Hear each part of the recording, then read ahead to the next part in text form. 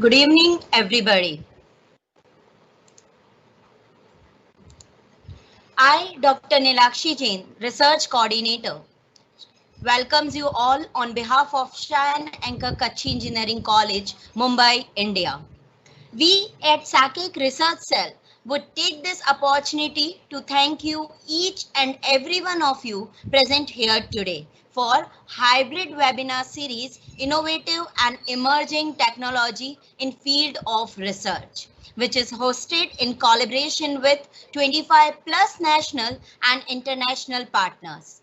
I would especially like to mention of our international collaborator, University of North America, to make this webinar happen. Today, I am addressing you to the webinar on insider threats, the real cyber war. Well, this topic is my personal favorite topic, and I am very glad to introduce to you Dr. Adolfo Sir. So we have heard that people love to call you as Dr. Al. So if you don't mind, can we please call you as Dr. Al? So welcome Dr. Al sir. On behalf of Shayan Anchor Kachi Engineering College, India, I'd love to welcome you and it's a privilege to host you, sir. Dr. Al, he is a retired Army Human Resource Officer with 22 years in human resources learning and development, information technology and recruiting. He also holds bachelor degree in public administration, master's degree in business administration and information technology. And he has received many awards. Among them are the Defense Meritorious Service Medal and the U.S. Department of State Meritorious Honor Award. He has twice awarded the Samuel R. Merita Faculty Ethic Award while teaching at Northwood University. In 2017, he has received an Excellence Award, which is a national award from the ACBSP, Reason for National Teaching. And the most important part that he also holds doctorate degree of business administration from Nova Southeastern University. He did in 2004 and currently in 2020 he has earned Ph.D. degree in information technology. Sir, you have proved that age doesn't matter when a person wants to study. So you are achiever and you are inspiration to all of us because you are a person who can say that age doesn't matter when someone wants to achieve something. Salute you, sir. So now we are privileged to have amongst us an esteemed speaker. I would like to call him as the youngest one speaker, Dr. Al. Before hand over to my speaker, would like to have some announcement for my attendees. That question and answer, if you have in middle of session, please put in Q&A box. Frequently asked questions will be answered at the end of the talk. And we will be putting feedback link in the chat box and also it will be receiving on your email box. Please fill it to get the e-certificate. Now I would like to call our honorable speaker. Sir, please start the session. Hi, can everyone hear me? Yes, sir. All right, thank you very much. I am honored to be invited, honored to be here with all of you. I'm very enthusiastic about this effort, and I'm going to share with you some information and a little bit of knowledge about an experience that I never thought would happen to me. In fact, we know that there are a lot of things, we assume things won't happen to us, but we never think about things we don't even know exist. So I'm going to start my PowerPoint, and just to give you a little background, I was with my younger son. And can everybody see the PowerPoint now?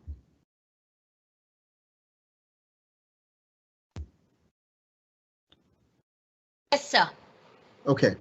So I was with my younger son when my attack started. This is a story of cyber, of the threat, of an unknown threat, of the world within the dark net, of things we don't know most of the time.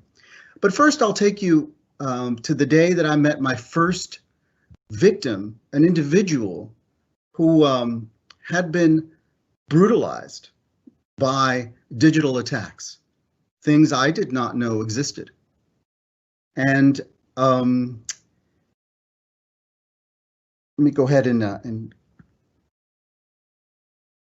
the woman I met, this was many years ago, was just a colleague that I was working with at a nonprofit. And she was a very intelligent person, a very devoted and hardworking person. But when I remember her image, I think back of a woman who was disheveled. She didn't look like someone that was very professionally prepared on the outside. She was brilliant on the inside. And I got to know her in the workplace that I was in. And one day I was going to send her something to a personal email, something I wanted her to look at, and she said, "I don't have any connectivity." And I said, "What do you mean don't have any connectivity? You can, connect your private email account here." And she said, "No, I don't." And I said, "How did that happen to you?" "Well, when I was a practicing attorney, one of my clients' spouses was an IT professional, and I'm quoting now, he and his friends erased me." And that's a very strong statement. And I'll be honest with you, I really didn't pay much attention. Like all of us, if it doesn't intimately impact us, we're just going to move on. I should have said, "What do you mean?" And I think I did. I followed up with a couple of questions, but it was a fast-moving workplace, and I didn't have a whole lot of time to talk to her about it. Some time passed, and I was sitting with my son one night, my younger son, who is now 22. I have a 41-year-old who is an IT professional, and my younger son is 22. He's a writer, so he doesn't know what an IP address is, so don't ask him.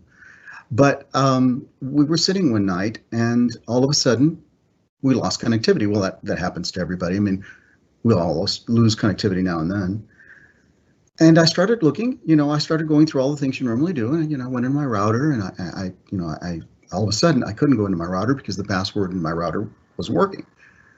And it looks like I'd also lost connectivity, outbound connectivity, and inbound connectivity. So I started thinking, and then I have a backup hotspot. I always do. I have one now, a lot nicer than the one I had at that point. But so we went in my hotspot, and all of a sudden, as I'm engaging my hotspot, it's disabled. Well, at this point, as you can imagine, you might get a little concerned, but I wasn't overwhelmingly concerned. I figured there was something wrong. So the next morning, I go to a place where I can get access, and I log into my personal email account, and my password doesn't work. Now, I want to stop right here, and I want you to think about an email account that you may have had for a long time. And this email account I'd had for quite a long time. We don't really think about it, but our texts disappear in moments. My wife's don't, but mine do. But we tend to use our email accounts in many different ways. If you have a business or if you have family, there's lots of information in there. I couldn't get access to it. Now, one of the things that I experienced just at that moment was this sense of disorientation. Wow, I cannot get into my email account, and I count on the information in there. How am I going to communicate? Well, this was the beginning of an all-out attack, which I did not understand, on me and my family. So I tried to get into social media accounts. Not possible. So the sense of disorientation, the sense of isolation, because we live and work in a context of technology. We don't live and work to the extent in an analog world like we used to. For those of you who don't check your time on your devices, check them now and then. During this period of American isolation, where we've gone into our homes to protect ourselves from COVID, I'm doing about 4.5 hours. So here I am. I mean, right now it hasn't gotten, I'm at this point where I don't have access to my email account. I don't have access to my home network. I don't have my ability to engage with clients that I work for. I can't. I'm getting a little desperate. So I realize at this point that there is something going on. I can't sustain my connection. So I reach out to a professional who will engage with the threat, but the professional is a nice man, but he's never seen a threat like this. He's never, in fact, he confessed to me after months of working with him that he'd never seen an attack like what was going on. Understand, we're right at the tip of this iceberg. It's just begun. So I'm frustrated. We're a week, 2, maybe 3 weeks into it. I'm having to go to different locations to connect and do the work I need to do. And my spouse approaches me and begins to tell me that she can't pay our bills. She can't pay for our credit cards. She can't pay for our auto loan. All the bills that we pay online, that many people pay online. I don't remember the last time I went somewhere to pay for anything. Now think about, for a moment, the second and third order effects here. You call the organization. They talk to you. They offer you the opportunity to reset. You reset. The attacker burns the account again. Now understand, the loss of email accounts has now occurred to both me and my spouse. Neither one of us have any accounts, and we are roaming the web looking for some sort of a secure communication, a place where we can have an email account we can communicate with. That would manifest itself, and we found a commercial provider, and I won't go into details, but I would just offer to you that in the freely provided email accounts, you're much more vulnerable than you realize. And you're not vulnerable from, in general terms. You're vulnerable in specific terms. If someone comes after you, your family or other members, and I'll talk to you more about that. So here's my spouse, and remember, we run a business, and we have a family. So we have both, and my wife goes to school, and at the time I was going to school, so there was lots of things. The majority of our lives were all connected.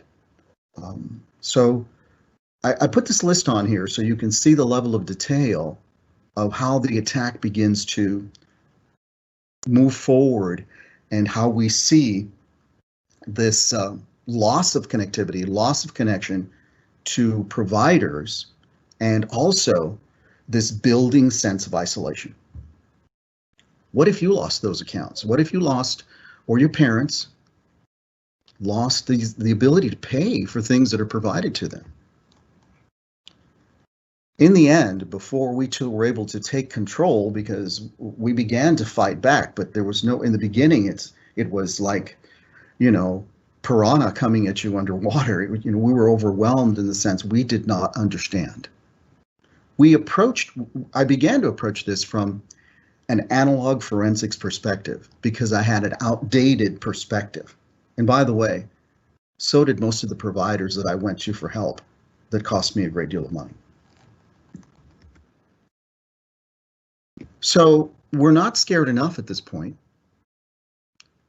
And now begins not the digital side of the attack, but a corollary side, which if you tell the story to law enforcement, they will laugh at you. But understand that behind these events there is, this loss of connectivity, and, you're stressed because all of how that could affect you. So I had my younger son was in his teens at the time, and we had extended family visit us now and then. So there were children in the house occasionally. And just imagine walking outside and finding a smoke alarm sitting in the middle of your lawn. Now, that could have been just a kid who threw that there. Yeah, if it had only happened once, but it happened more than once. Next, we found, again, you tell the police, oh, there was a doll outside your door. Ha ha ha. Yeah, but the policeman doesn't understand the context of these attacks. So my mother was still alive. I am a Cuban American, and in our culture, we look after our elderly at home, which put enormous pressure on my spouse. And one time she was very sick and we took her into the hospital. And hospitals have backup generators, not like one backup generator, but lots of them.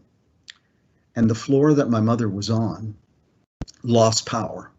No other floor on the in the hospital lost power, but that one did.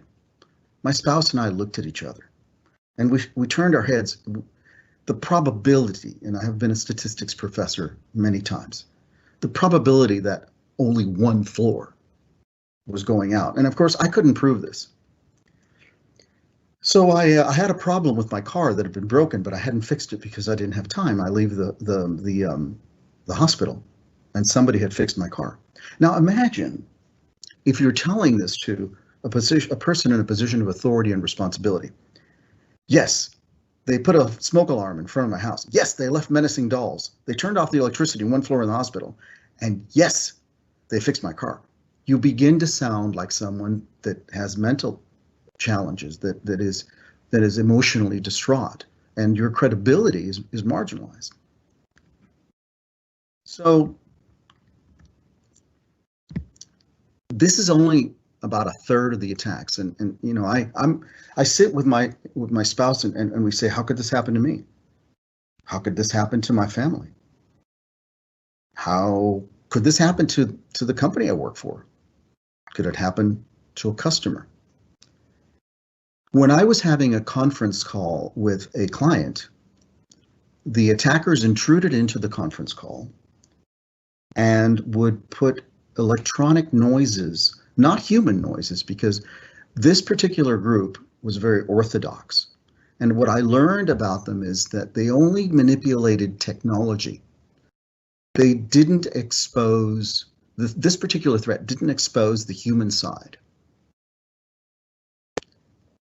The ancillary things that happen in the analog world, like the doll and the smoke alarm, those were some real stretches for them. They really wanted to intensify the fear and make me and my family appear as if there was something wrong with us. During this period in my family's life, there was one person that stuck by us. Even my best friend was afraid. It was the weirdest thing.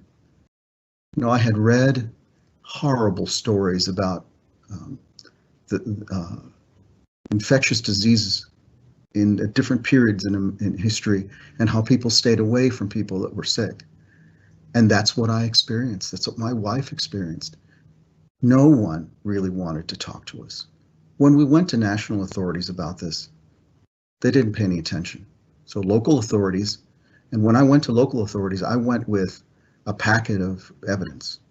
Sadly, local authorities had no knowledge of technology. National authorities had no interest in a small business and a family.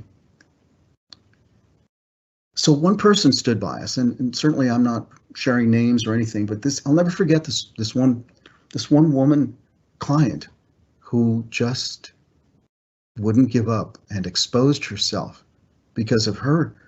I think it had something to do with who she was as a human being. She was brave. So my clients were compromised. So there was this one organization I was associated with, and what things happened, what technical things happened. Well, this even gets scarier. Every Monday or another day of the week, the VoIP system for, I'm thinking maybe 60 workstations in a research organization would go offline in the morning. And no one could figure it out. The attackers went into that organization and compromised the VoIP phones so the VoIP phones could be listened to. So now, as part of the attack, the loss of control of email account, of access to social media, loss of accounts to pay bills, now there's a loss of privacy, not just for me, but in this organization that I did business with. I was having a rough time. Then there were denial of service attacks on one business that I was involved with. And then it was in the neighborhood. So what else was attacked? Well, we used to have an old-fashioned landline in my home. And of course, old-fashioned landlines are digitized at some point in the connection. We didn't know that. So the landline was forwarded anytime we made a call. So anytime that we were involved in a communication with our old-fashioned landline, and the reason we maintained that landline is because of the 9/11 event in the United States. The only communication that existed after the horrible 9/11 event was traditional copper landlines. So I left it on board because I was, it's a countermeasure for communication. So it's 3 o'clock in the morning one night, and our fire alarm goes off. And we can't, we get up, we look what's going on. There's no smoke, there's no fire, there's no smell, but the alarms are going on. So we contact the company, and the threat had breached the company. The company was not particularly sophisticated, and they went through the alarm company as fast as a knife through butter. So we had cable TV at the time, certainly don't have it now, but the legacy cable box had an adaptive technology system in it that allowed people who were hearing impaired to engage with it. The threat reversed that and projected pornography on the television and was able to listen to me and my family.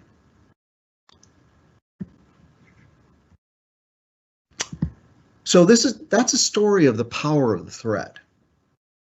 Things that we don't know. Since then, I've learned a great deal. The same organization that came to help me, I ended up getting a commercial internet system in my home. I can now stop threats through a cloud provider that, is really capable, but those are general threats, not specific threats, because when an organization, a group of people, an individual comes after you, when you're targeted individually or a company is targeted individually, those general countermeasures don't support you. I want to talk about something that I've talked about before, and those are white hats, gray hats, and black hats.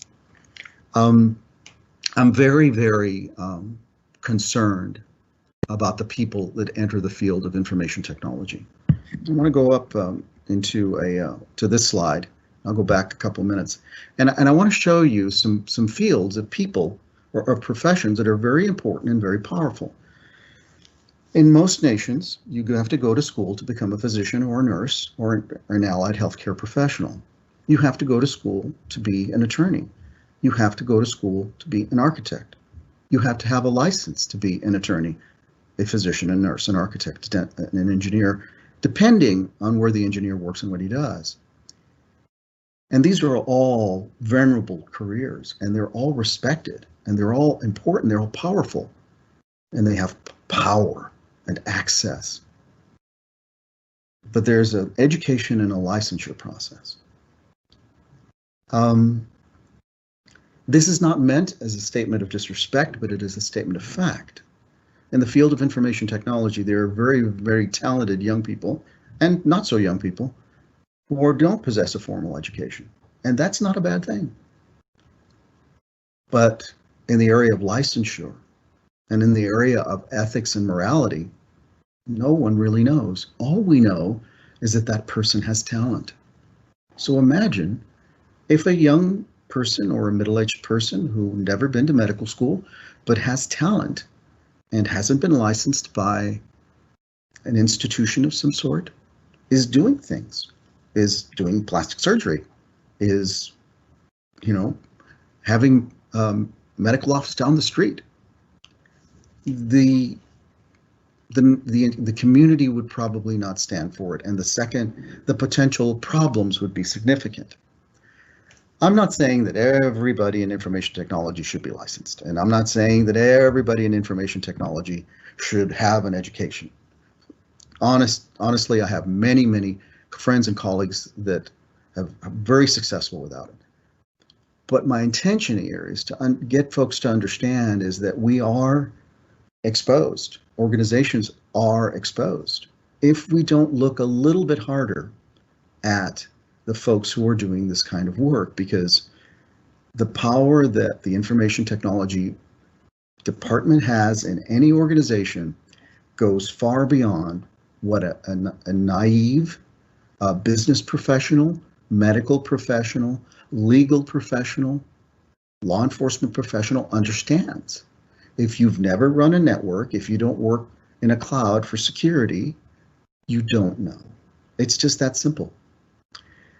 We've all heard about the three hats in technology, the white hat IT pros who defend us, who do threat penetration, who do red teaming and try to do all they can to keep the organization secure.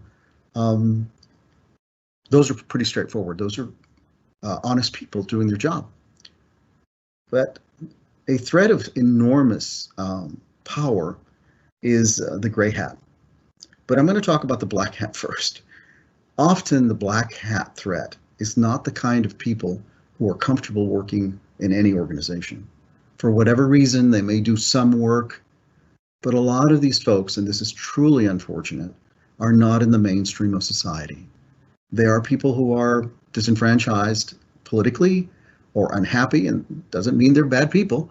It just means that for some reason they're not working and choice. The gray hat threat works. The gray hat threat is someone who is in your organization, theoretically, who has a job, who contributes to the mission of the organization.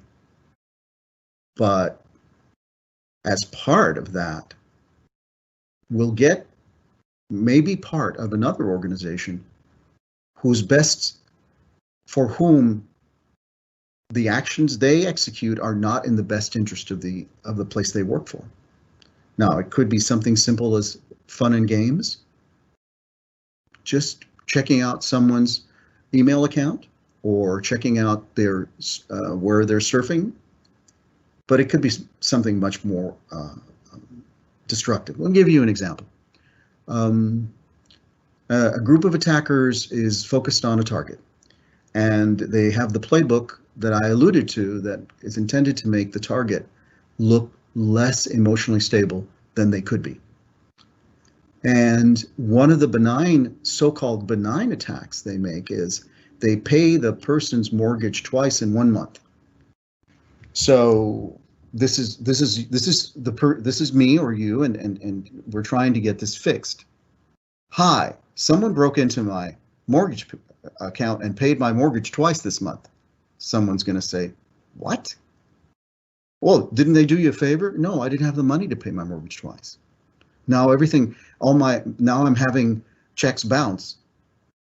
I can't make payments. I have to recover that money. This kind of perspective of doing things to you on a digital setting that makes life harder and harder for you is one of the things a threat can do. A threat can do that to a company by theoretically paying a vendor twice or multiple vendors if they get access to your network or slice of the cloud. The gray hat is the greatest risk because they're in the public, they're in organizations, and they have access.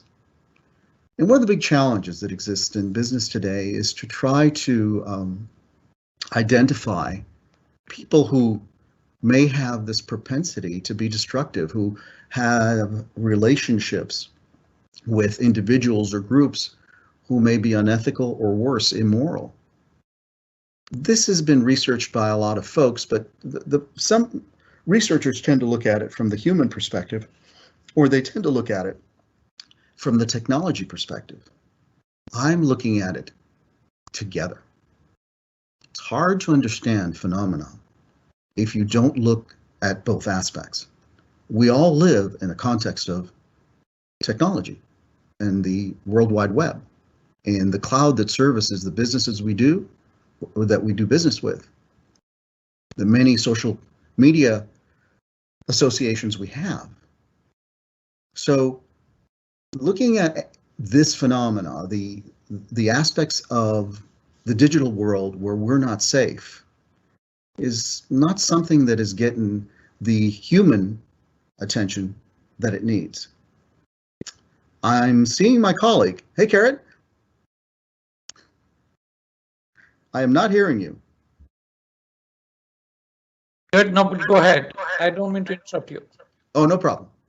So some companies have now obtained services from organizations that are doing content review. So anyone on any particular system that is using the World Wide Web to for just in between the time they're working to get some idea of whatever entertainment they're involved in or whatever things they're interested in, they do that. And one of the things the intent is to monitor the behavior of a person to see if there's an orientation towards this gray hat behavior. Honestly speaking, I'm not sure that that is as comprehensive as the vendors would want us to know. There's algorithms now that are intended to provide insight to people that are could be in trouble psychologically, that may have other issues, but making an assessment that determines the person's threat in terms of things they could do to harm others within a particular organization is thus far, in my opinion, not yet fully understood, nor is it fully, using the word do in proper way, doable.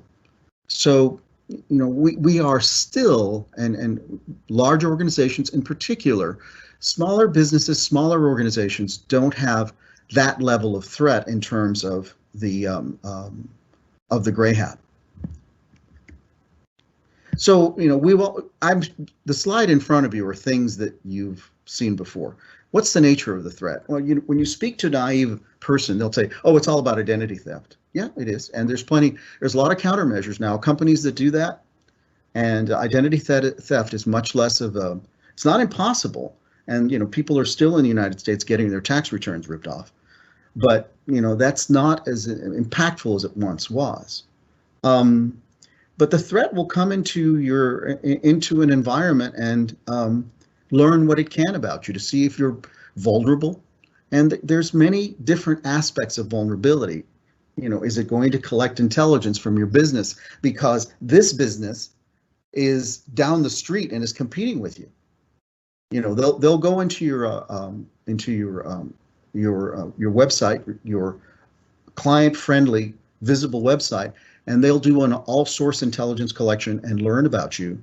And if they want to compete with you, maybe someone has someone in their family who is an unethical person and will penetrate you and see what vulnerabilities you have, what products you're developing, what information could be helpful for them, what's the pricing list that isn't out in the public that they could leverage to make themselves more competitive against you. There are a lot of things that can be manifest through the threats, attacks. Another one is just plain old sabotage. This is a French word that says, I'm just going to hurt you because for whatever reason, I don't agree with you, or I have an issue with you and I'm going to pay you back for something you did or didn't do, or someone, a relative of you, did or didn't do. Sabotage is highly destructive, and the things that my family and I experienced, the vast majority of it fell into that category. I had to finish the story of how it all ended up. Eventually, the security organization that I dealt with to maintain a presence, and a company that was a security company that crossed both the analog and security side, were able to help us, and eventually we took a pretty strong act involving a legal issue, because we understood, we eventually were able to determine something that most people can't, and that's attribution. Please remember that word. Attribution is the hardest aspect of information technology security. But because of some circumstances, we were able to have a general idea, or actually a very specific idea, of who to attribute this to, and we took some actions that I really can't discuss with you. But I will tell you that this lasted for 13 months. And the damage was psychological, financial, emotional, was life. It will be with me and my spouse for the rest of our lives. And I think my son as well. That's one little family and a little business. Imagine that level of attack telescoped into an organization, even a small business or a medium-sized business.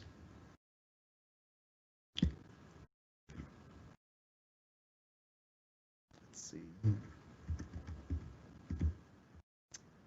Okay. I'm not trying to tell everyone in the presentation that you should go and be prepared for this level of attack. Of course not. This doesn't happen very often. But it may happen to someone you know. It could happen to a business you're aware of. Years ago, when I met the lady who was the first victim I ever met, I didn't listen. I didn't think that what had happened to her was true, to be very honest with you. I thought that it was her exaggeration or her imagination. I never, ever thought it was real. Today in my own life, when I hear things that I consider to be a danger, I do what I can to understand them. In the area of technology, there are a lot of different threats. And the one thing we should never do is to laugh about a threat or to discount stories. If you have a large enough platform presence on the internet, if your business is driven through the digital exchange, you have got to protect yourself. And not only security there, but security in a physical sense too, because everyone knows about social engineering. There was another company that was supporting us during the attack, and because the company was supporting other victims, eventually the company went out of business because so many attackers attacked it. The other thing I want to cover is, before we go to questions, is in one of my clients' organizations, when the client was told that this was indeed an attack, and they began to believe it, they didn't believe it until we identified a piece of, or a program which does cleaning post-attack. So this is one of the things the threats do. When they come into your, there's going to be a lot of evidence when they penetrate a particular network, and they leave evidence behind unless there's cleaning.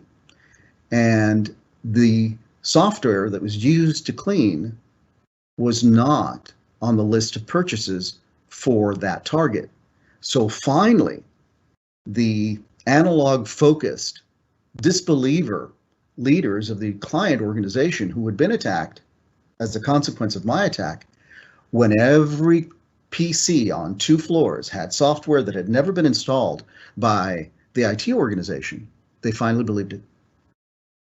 And that's the sad part. When you try to communicate things to some people about the scope and scale of threat operations, sometimes people just don't believe you. So think about how you communicate to folks who may not know and understand information technology security as well as you do, be careful what you say and how you say it, because it can sound unbelievable. And you have to kind of move towards the world of facts to provide details that are substantive and almost touchable to people who aren't going to believe what you tell them, even when the impact of the threat is clear.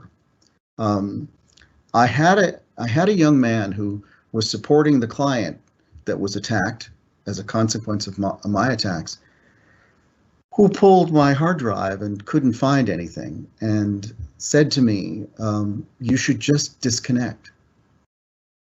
Me personally, as an individual, you should just disconnect. And he was probably about 26.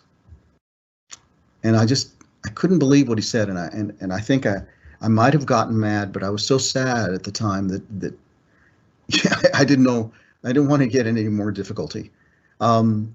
The attack was in the living or the RAM of different devices. They couldn't see it in other places. The forensics of the time couldn't identify it. There are companies today, and I won't mention any because this is not a commercial effort. There are companies that have some very, very robust technology to stop it. But what you should always remember is that the threat evolves faster than the defense. And if the threat uses enough force, that means multiple attackers from multiple digital vectors and both digital and analog surfaces, the outcome to the target, whether individual, family, organization, can be devastating. So I want to make sure that everybody, has this story, understands the story, understands the implications to individuals, families, and organizations, considers that when we look to hire information technology professionals at the higher levels, when we're hiring and promoting leaders, it might be an important thing to consider a little bit about them. Just their knowledge and expertise should not be the determining factor of who we make what is quickly becoming among the most important aspects of running a business. There have been times in history when whoever controlled the finances was the most important. Other times, whoever marketed the organization. I would tell you that in the world that you're living in now, we live in a context of information technology, and it is the most important aspect of the business. But that's what Dr. Al thinks. So I'm going to stop now and offer this opportunity for some questions.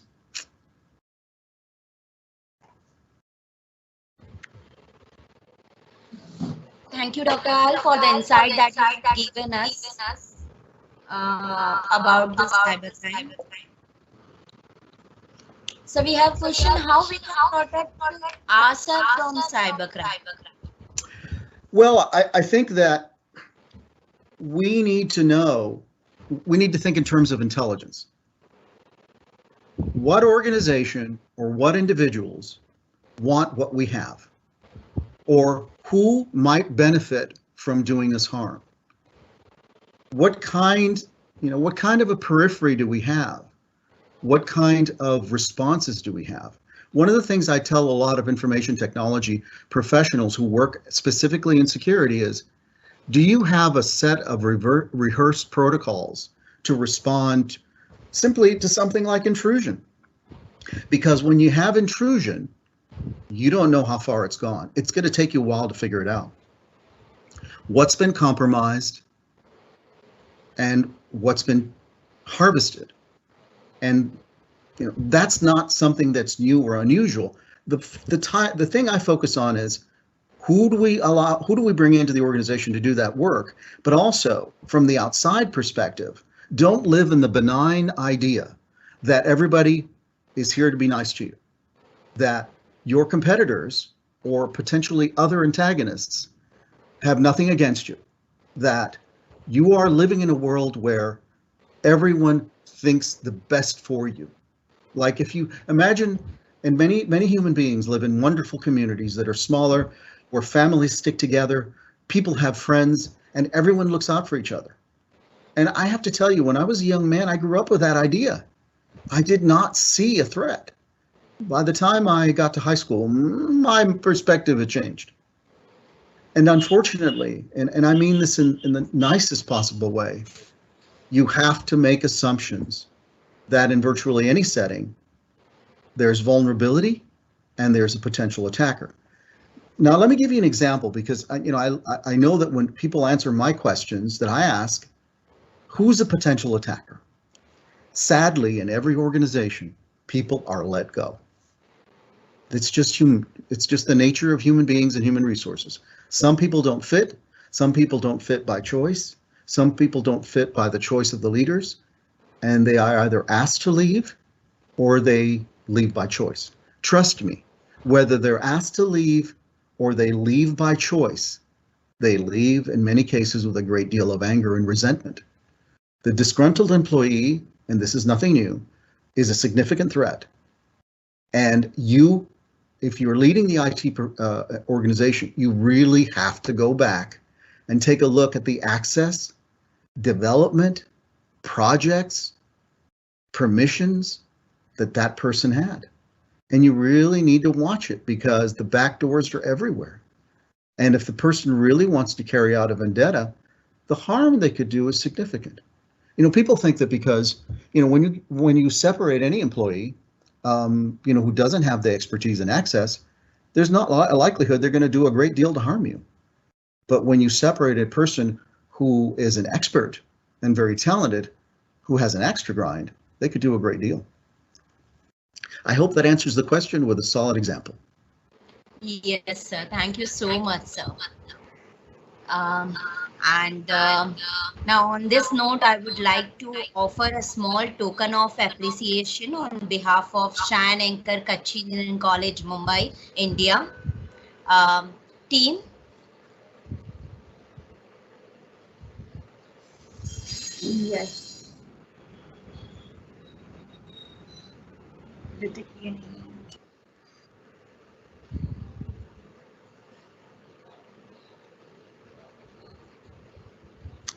Well, I want to say thank you, and I was wondering if there's any other questions?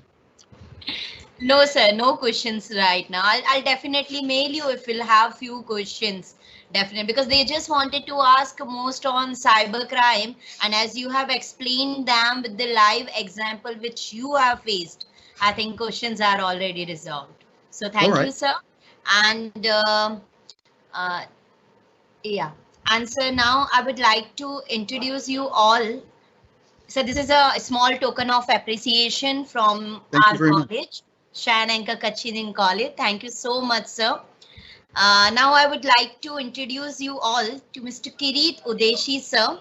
He is the person because of him we could have Dr. Al with us for this webinar. I invite Mr. Kirit Udeshi, sir, to address the attendees. Kirit, sir? Sure. I'm hoping you all can hear me. Yes, sir. First of all, I'm so glad that Dr. Al was able to narrate his personal story along with explaining that similar kind of situation can happen not even in the individual life, but even in the commercial life for the company or anyone like that. So it's unbelievable that, yes, we are always afraid of the threat that we can expect from outside, but insider threat, the cyber in the real cyber war is literally unbelievable. We do need to be careful. We have to pay attention to that. It's very, very important that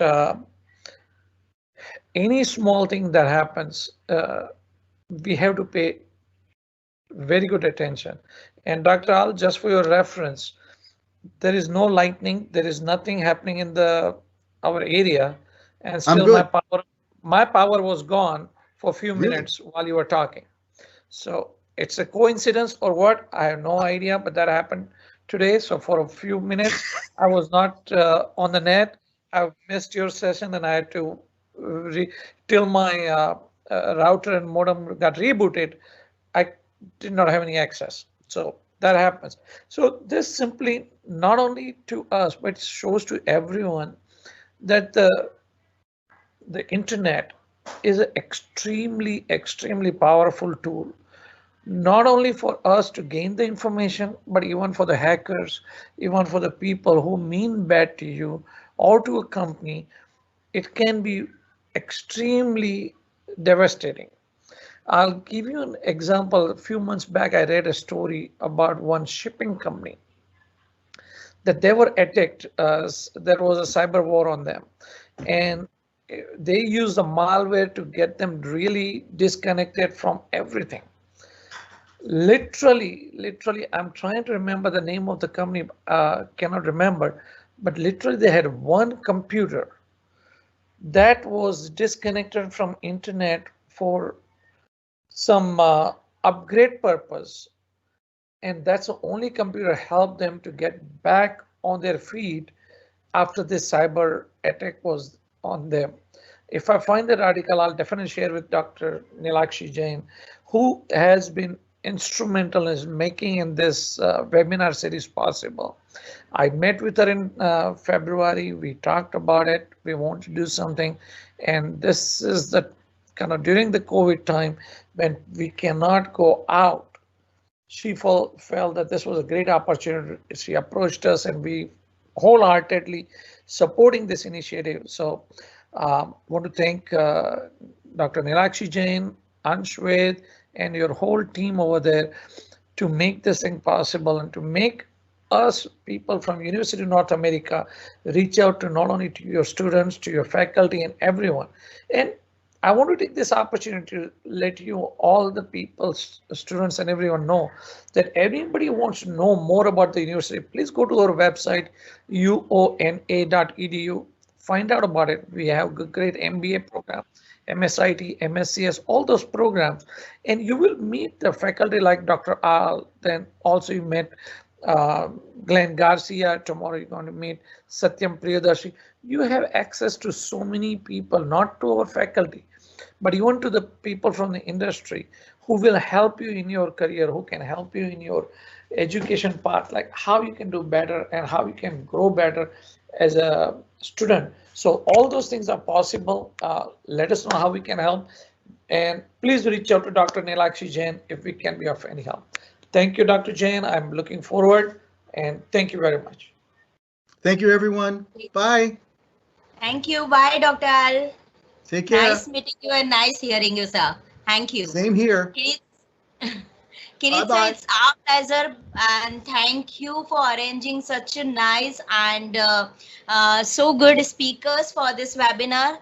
The audience, I just had talked with Keith one time, and he has arranged many speakers for this particular webinar series, and that all the speakers are so wonderful that we are loving all the sessions. And dear audience, those who have missed the previous session, very soon we are going to upload all on the YouTube channel of our college, and we'll be sharing through the social media. So if you have, Kirit sir, if you have missed today's session, very soon, latest by tomorrow, the day after tomorrow, this session will be also available on YouTube.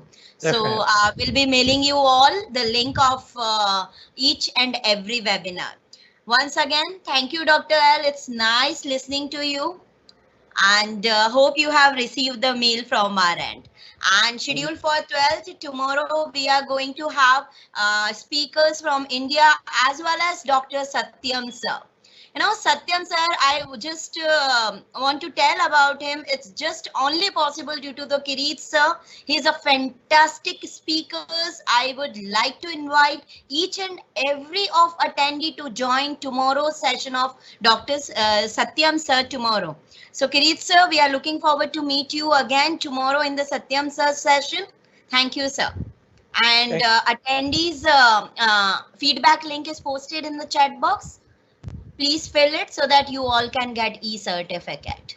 Thank you, each and everyone. Good night. Take care. And please be safe. Thank you. Bye. Bye. Bye.